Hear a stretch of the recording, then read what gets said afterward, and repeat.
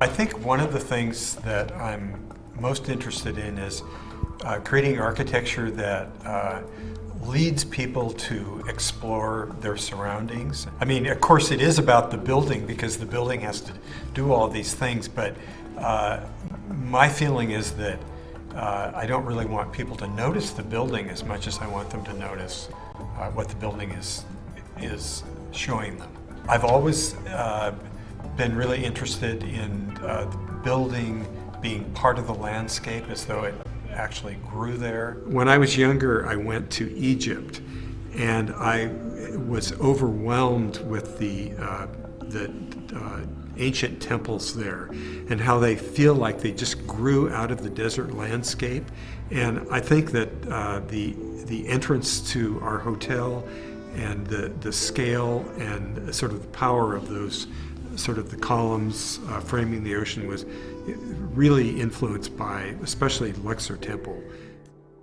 When you arrive, you get out of your car, you come around a wall of translucent alabaster, and at that point you see like a several 100-foot long vista of the ocean over reflecting pools that actually makes it feel like the ocean comes right up to you.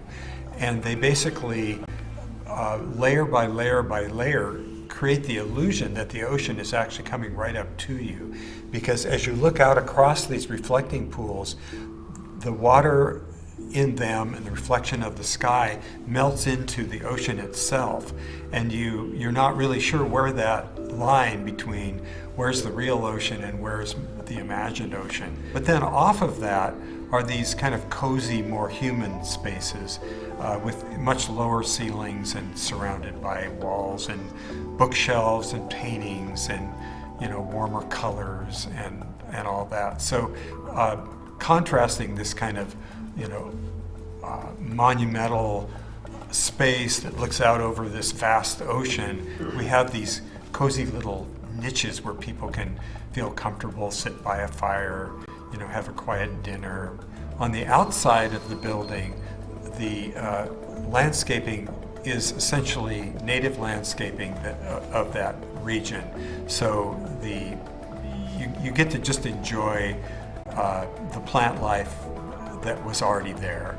And I think that's really nice. And then on the inside the courtyard, we have a variety of more formal gardens that are more tropical. So it's like a little kind of microcosm of all the different kinds of plants that do well by the ocean, but in a more tropical setting. Throughout the project, we created these special focal locations for art. So when you're not looking out at the ocean or into a beautiful garden, you're looking at wonderful pieces of art. And a lot of the art pieces are inspired by nature.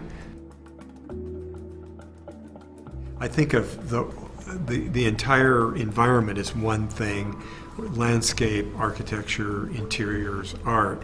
So the designing of the interiors obviously has a responsibility to the rest of the environment to be compatible and kind of take it one step further.